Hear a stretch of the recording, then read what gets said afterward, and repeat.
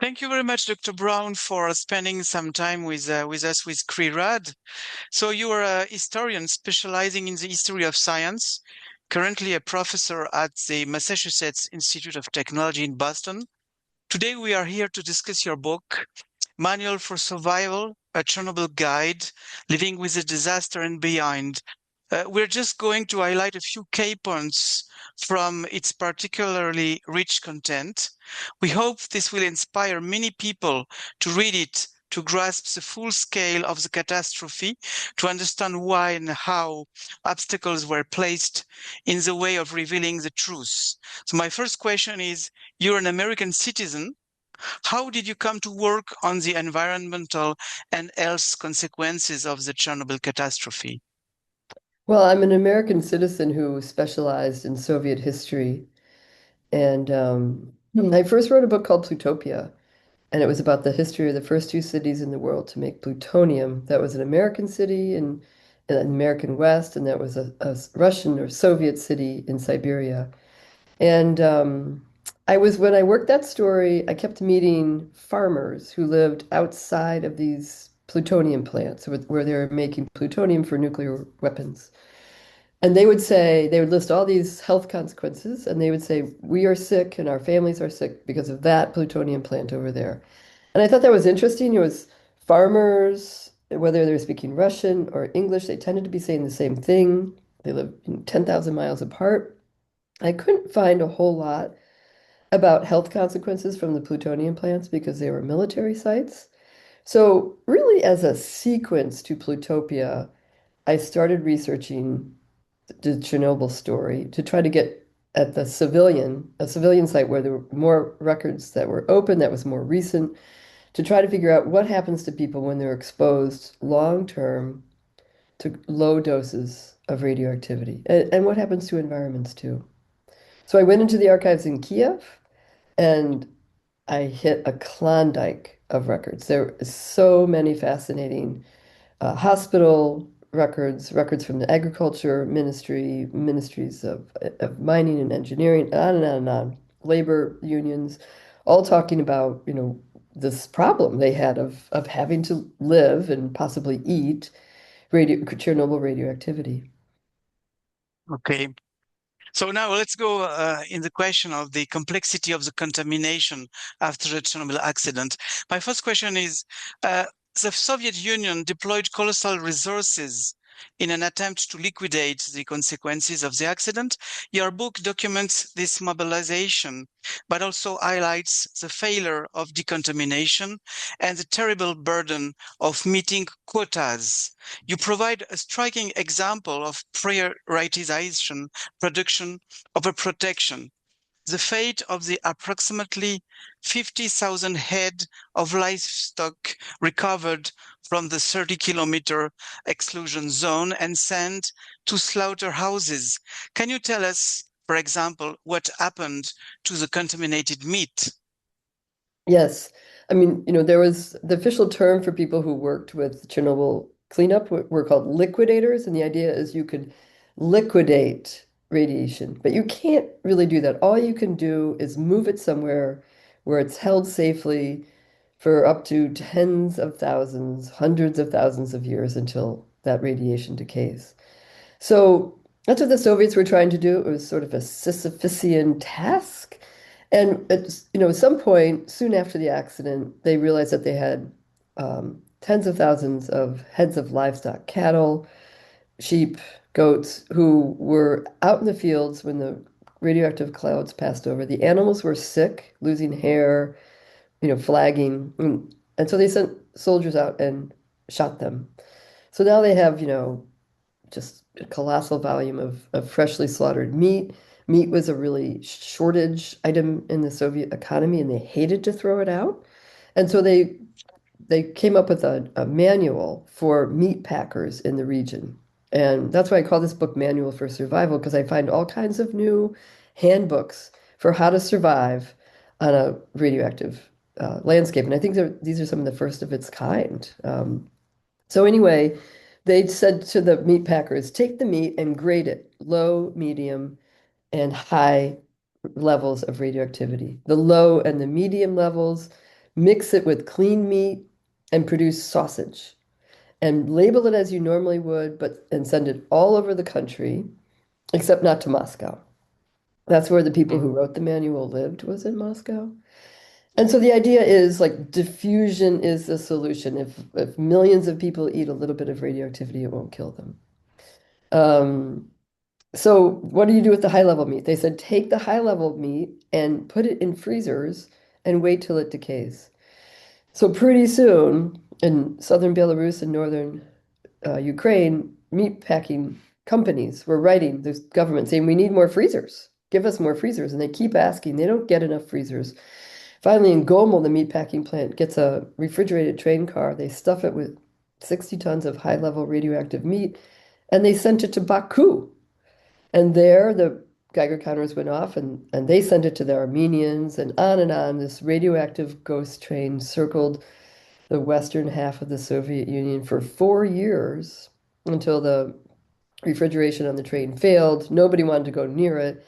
And finally, the Ukrainian KGB buried the train in the Chernobyl zone with the now rotting radioactive meat. And that's where it should have gone from the very beginning. Thank you. Regarding also another history of diffusion of radiation, epidemiological studies were often designed to compare the health status of people living in highly contaminated areas with that of people living in areas with low or moderate contamination. Your book shows that the reality is far more complex, with major contamination pathways that have not necessarily been taken into account. A striking example is that of the Chernobyl pool factory. Can you tell us how you became interested in it and what you found? Yeah. So, that's how the Soviet investigators were working. It was from this map of radioactive contamination. They have hot spots. The hottest spots were supposedly depopulated, and then there's medium and low spots. So I noticed in the records that there was a record of compensation for 200 liquidators. These are people who helped out with the Chernobyl cleanup. And they were women, textile workers at a wool factory in Chernihiv, part of northern Ukraine that received very little contamination. So I wondered about that. Like, how did wool workers in a relatively clean town get the levels of exposure that qualified them to become liquidators and get compensation? So I looked around as best I could, and with my research assistant, Olya Martinyuk, we drove up to Chernihiv, and had this list of liquidators, and we went into the factory, and we found these women, and they picked their names out on the list. They said, that's me, that's me. And there was about 10 of them left. And we asked, where's everybody else on this list? It's 190 people missing. And they said, oh, they've all either died, or they've had so many health problems that they've like retired early. And then these women, they didn't have a high school education, but they knew a lot about radiobiology. They pointed to different parts of their body that were ill or not functioning well, and they could, properly identify which radioactive isotopes had lodged in which organs of their body. And they knew other things too about radioecology. They said, sure, we were able to get the wool, we changed our process, and we were able to get the wool clean, relatively clean of radioactivity. They said, but what do you think happened to the wastewater that left the plant? And I said, I don't know. And I said, well, go look in the archives, but you'll find it went into our drinking reservoir. So it's in this way, trying to maintain business as usual after a nuclear accident, like keep producing sausage, keep producing wool for soldiers' uniforms, that like today, keep harvesting berries from the radioactive swamps around Chernobyl. And instead of treating these objects as nuclear waste, we treat them like commodities and keep extending the accident yet farther from the borders of the nuclear power plant. Yeah. So now we're going to speak a little bit about the health consequences. Acute radiation syndrome is well documented and relatively well known to the general public, thanks to novels and TV series. This is not the case for chronic radiation syndrome, which nevertheless constitutes the heaviest toll paid by residents of contaminated areas. Can you explain this concept of chronic radiation syndrome and comment on the statement by a Ukrainian hematologist that you quote in your book? Acute radiation illness is an accident. Chronic radiation illness is a crime. Yeah. So, right, acute radiation syndrome is hard to miss. It happened, it's kind of like getting burned in a fire. You get burned and you're immediately feeling the impact of it. Low doses of radioactivity, we have it all the time when we get a dental x-ray or a CAT scan. We don't feel, but if it's continual, if it keeps happening every day, it starts, this radioactive decay accumulates in organs and flesh and blood cells of the body and starts to bang around, causing destruction. And organs begin to function less well, or they begin to fail. Say the human gut, it goes into dysbiosis, which is when the gut microbiome, the radioactive decay disorganizes the populations of microbes in the gut that helps the body function quite well. And then people start to get, kinds of their stomach doesn't feel right. They're not digesting their food, so they're fatigued. Kids get anemic, etc. So the Soviets had long exposed civilians to pretty, chronic doses of radioactivity when they were in places where they tested and produced nuclear weapons. So they had this diagnosis in their medical dictionaries called chronic radiation syndrome. And that was, basically what I described, where multiple organs in a body begin to function poorly and a person just feels unwell, usually in about 5 disease categories: autoimmune systems, slow down, respiratory systems, lots of chronic respiratory infections, especially among children, digestive tract disorders, neurological problems, and then the ones we often think about, fertility problems and cancers, which come, leukemia occurs in about 18 months, pediatric thyroid cancer in about 4 months, and then other cancers much farther down the road. So what did the health physicists, the people who came in to assess the medical problems, what were they going on? They were going on the gold standard of radiation medicine studies, which is the atomic bomb survivor studies that the American government paid for and in collaboration with Japanese scientists and medical staff carried out and continued to keep the study going in Japan. But that's a very different kind of radioactive exposure than low dose exposure. The people in Hiroshima, the survivors in Hiroshima and Nagasaki, got like one major X-ray, just in less than a second, they were exposed. And then there was some fallout, but that's not counted in those studies.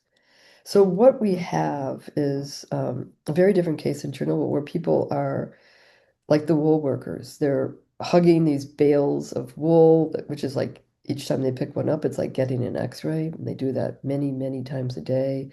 They're drinking water that has radioactivity in it. They're breathing dust that has radioactivity in it, radioactive isotopes in it. And they're eating food contaminated with radioactive isotopes. So their body is under assault in many different ways, not just from gamma rays, like in a bomb or in an X-ray, but from beta and alpha particles that they've ingested and are in their organs. We don't really have good studies about what that does to a body. No government has really ever carried out those studies in any thorough way.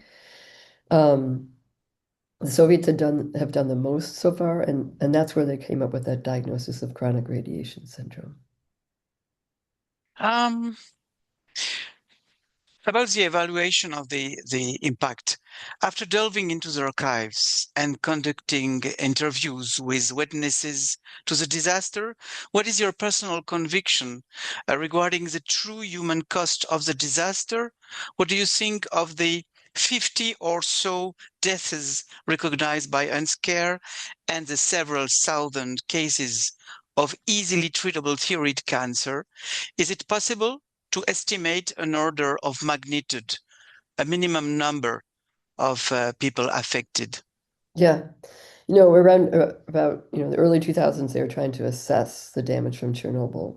And this was in large part because in countries like the United States and France and Great Britain and Russia, people who had lived near sites where there had been the production or testing of nuclear weapons were engaged in lawsuits against their governments. They charged that their governments had exposed them to chronic low doses of radioactivity and that they were sick with all these different kinds of complaints. And these lawsuits were working through the courts, and Chernobyl became like an example. If there was almost no deaths from Chernobyl, very little sickness, then these lawsuits could fail in court, that Chernobyl could become a precedent. And so Chernobyl became this, sort of critical political touchstone, and with very different counts of deaths. As you said, the UN agencies were saying 54 people died, a couple thousand equal, 2 to 4,000 easily treatable cancers would result from Chernobyl exposures. I mean, this is from billion, just a crazy amount of curies, 200 million curies. And then Greenpeace was giving numbers like 900,000 would die from Chernobyl region. So a huge range from 54 to 900,000. Who's right? And I was trying to figure that out by going through the archives. And I traveled there, and I spent a lot of time with some biologists who were working in the Chernobyl zone, looking at non-human effects of radiation. And certainly the 54 number is outright wrong. If you spend 2 weeks in northern Ukraine, you'll meet 54 people who will tell you that their relative died from a Chernobyl-related illness. The Ukrainian government gives compensation to, and this is in 2016, the number is higher now. It gave compensation to 35,000 women whose husbands died from a Chernobyl-related illness. Now, that is just a minor count. That just counts men who were married. It doesn't include women or children or unmarried men in that account. So that's 35,000 in Ukraine alone. Ukraine received 20% of Chernobyl radiation. The rest went to Belarus and Western Russia and then all around the world.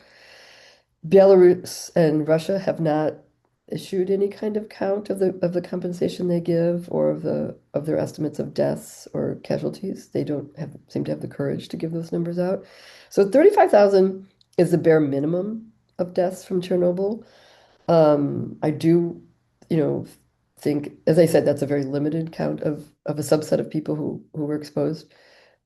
The Greenpeace number is probably more correct, but because some UN agencies in the mid-90s, early to mid-90s, worked really hard to make sure that there was no long-term study of Chernobyl health outcomes.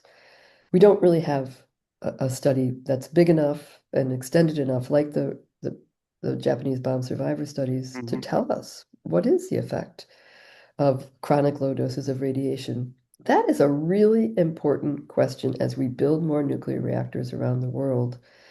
When a reactor melts down, say in Fukushima in 2011, or when there's just chronic leaks and smaller accidents at reactors, these are the kinds of exposures that people get.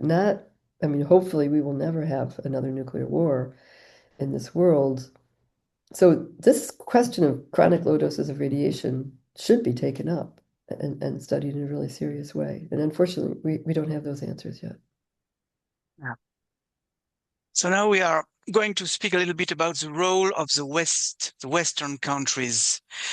Much has been said about the secrecy imposed by Soviet officials regarding the consequences of the accident, particularly the health impacts.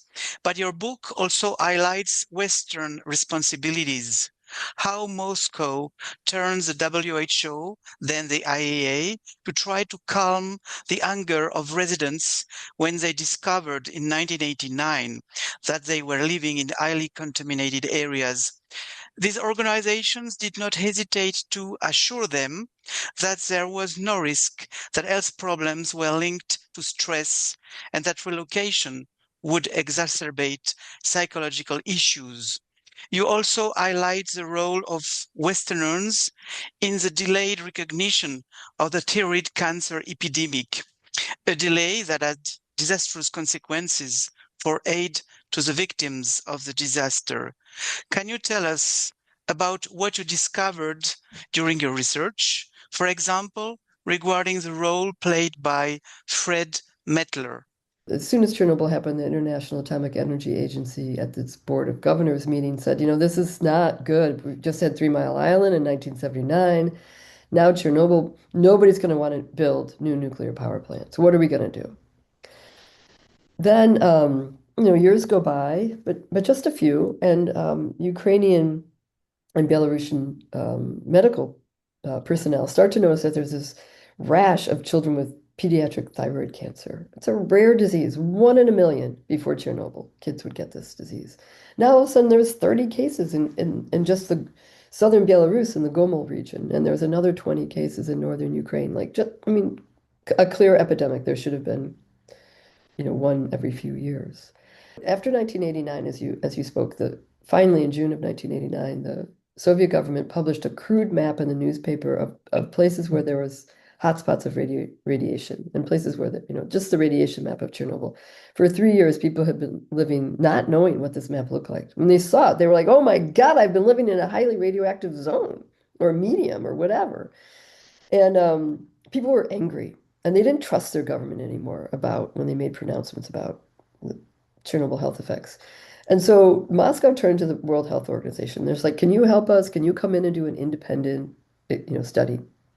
So a couple of international nuclear specialists, including Pierre Pellerin from France, arrived in Ukraine and Belarus. And they took a tour for 2 weeks, and they spoke to villagers through translators. And after 2 weeks, they said, "We didn't see any problems. We think it's just fine. There's no problems from Chernobyl radiation." No one believed this. The Soviet citizens were all laughing, like, how could the World Health Organization say anything after this little tour? So discredited, the World Health Organization stepped down, and now Moscow asks the International Atomic Energy Agency the same thing. They approach it more seriously. They get together some consultants, and Fred Mettler from the United States. He was a health physicist at the University of New Mexico. He's in charge of the medical part of this, of a pilot study, a small scale study of a couple of hundred people, and they pick people in radioactive villages, the cases, and in cleaner villages, the controls. The problem is, as I've already said, the radioactive food is circulating everywhere.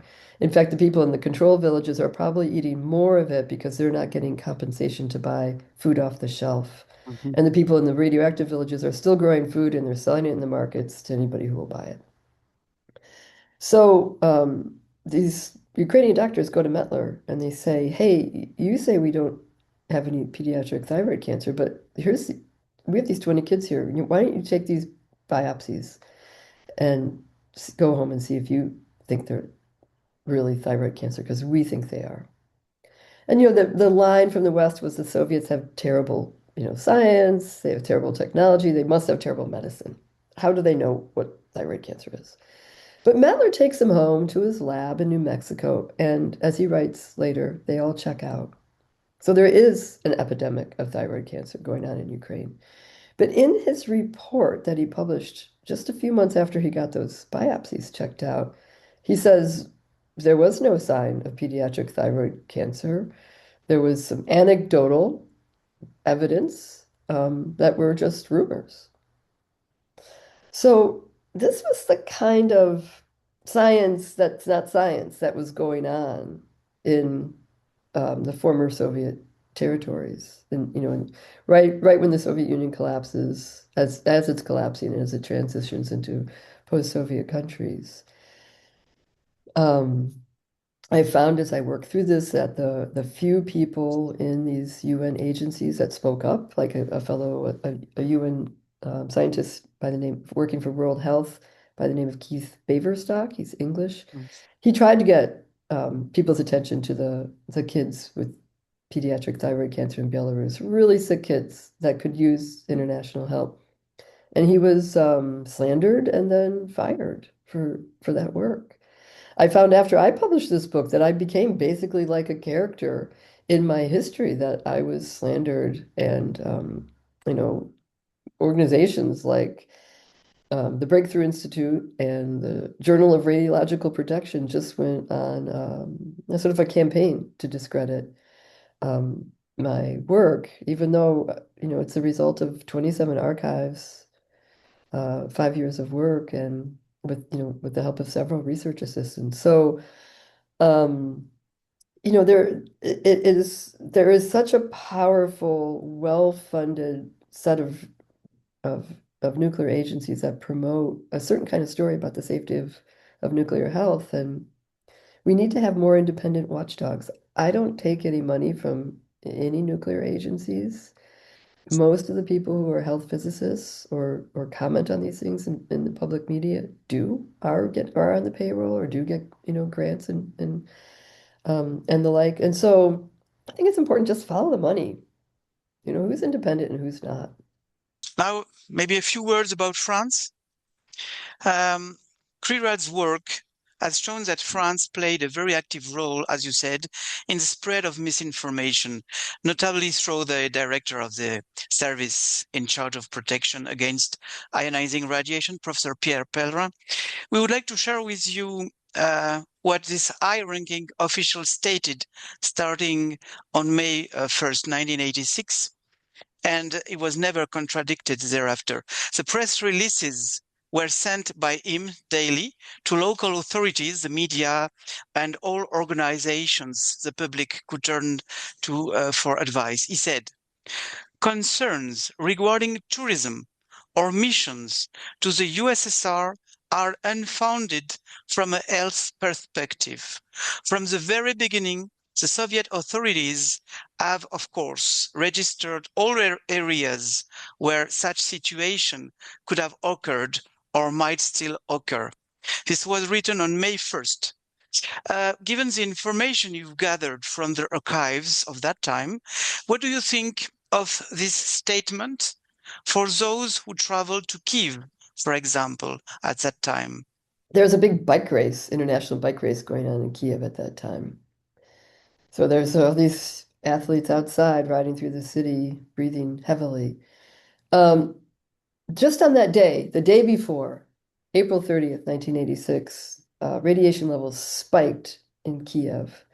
And the Ukrainian authorities in Kiev, they were, supposed to cover up the accident. They were supposed to placate the populace, but they wanted to cancel the big May Day parades in Kiev. They did not want children and college students and people with their families outside in the hot sun, parading, picnicking, etc. They wanted to have everybody under quarantine indoors. But these officials showed up from Moscow and they said, "You are not going to do that. That'll cause massive panic and hysteria." And so they made them go on with the show. Kids showed up back home with these radiation sunburns. Kids were having nosebleeds and fainting. It was a terrible decision. And so it's a terrible decision by the French authorities to tell people just to go ahead and go to places like Ukraine at that time. That's irresponsible. They had no way of knowing what the Soviets knew at that time. Yeah. That's exactly what we think too.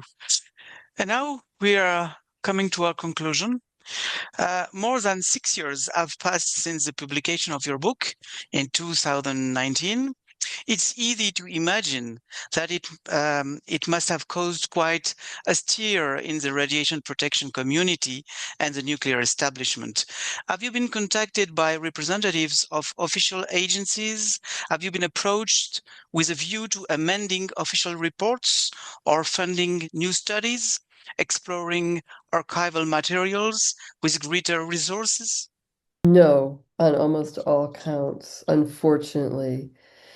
I was contacted by the American Academy of Science. They were putting together a committee to consider whether they should do fund a big study on low doses of the health effects of low doses of radiation.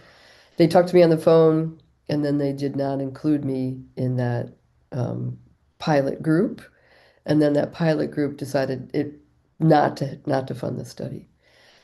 So, you write a book and you find unbelievable things in the archive, things that we don't know, things that you think, oh, when the public learns this will change everything. And then we learn that nothing changes. Maybe we don't need new data points. Maybe we just need new political systems because, I mean, there's a big call for more nuclear reactors, but usually if you look at maps, nuclear reactors are on borders next to other people's countries. They're not in big cities like Paris or Boston, where I live. They're on the edges. They're in sacrifice zones. They're in zones where poor people work, job-hungry areas. And the people who are making these decisions to build and fund and operate nuclear power plants are often the people who don't want to be anywhere near them. And so that's why I think we don't need more data points. We needed different kinds of political decision making about the kinds of energy we consume and the volume of energy we consume. Right now, we're getting a push for more nuclear reactors, at least in the United States, in order for them to be plugged directly into data centers, which consume a colossal volume of electricity and clean water. People are not being asked, whether they want their electricity taken from their communities and their water, and I do fear that in the future, they're just going to they're just going to power these data centers and bypass places where people live. And that's already happening in Massachusetts, where they're saying, no, we can't build new housing in these communities because we've already sold the electricity those people would use to data centers. So we have this mentality of machines over people, and that nuclear power is going to solve the energy problems of that. I think we should heavily question that political trajectory. Good conclusion. Thank you very much, Dr. Brown, Thank you, for Bruno. spending this time. Thank you for your book. Thank you for your work.